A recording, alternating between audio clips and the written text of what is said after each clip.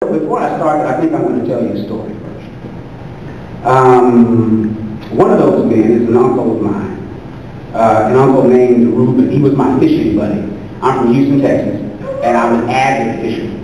And this fishing buddy of mine, my uncle, some 50 years my senior, he used to wear this old beat-up hat.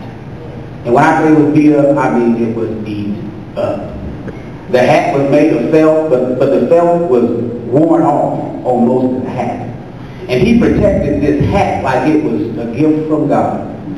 This hat, when it started to sprinkle, at the slightest rumbling in the sky, he'd break out some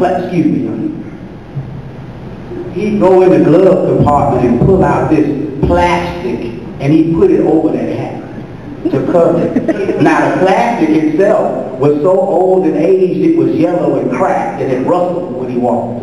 It was just, embarrassing, to say the least. But that was my uncle. And I didn't mind fishing, eating, and living with my uncle.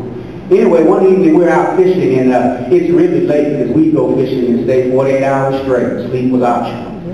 And we'd be out there fishing, and a gust of wind came up, and that hat blew off his head and went rolling down yonder way. Well, just about the same time, I cooked probably the biggest fish of the evening. You know how fish stories go.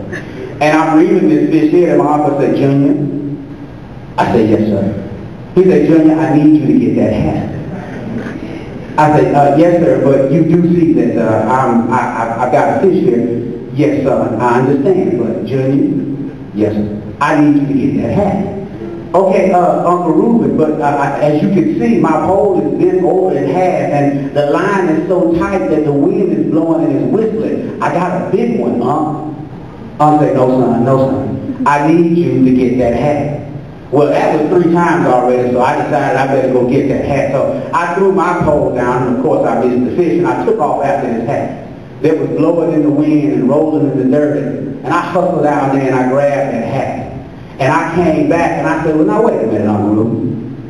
Why did you sit me down there after this hat?" He said, "Son, that's a $1,500 hat."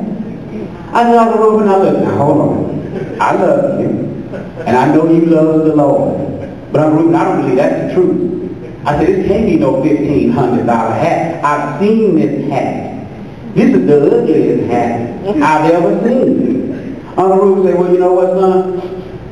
I didn't tell you the hat was worth $1,500. I just said it was a $1,500 hat." I said, "Well, okay, I don't understand. Here's your hat. I'll pick up my fishing rod." He said, "No, son, no. You need to understand that Uncle is a man of his word." So then I go and I say, "Well, what you talking about?" So he commences to flipping the hat over, taking the plastic off and popping up the headband. He had $1,500 around the headband.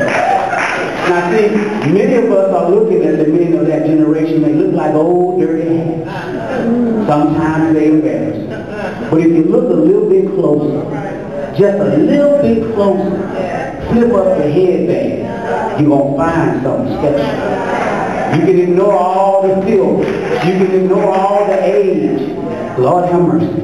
You can ignore all the stuff that has covered that hat over the years, and you can find a treasure.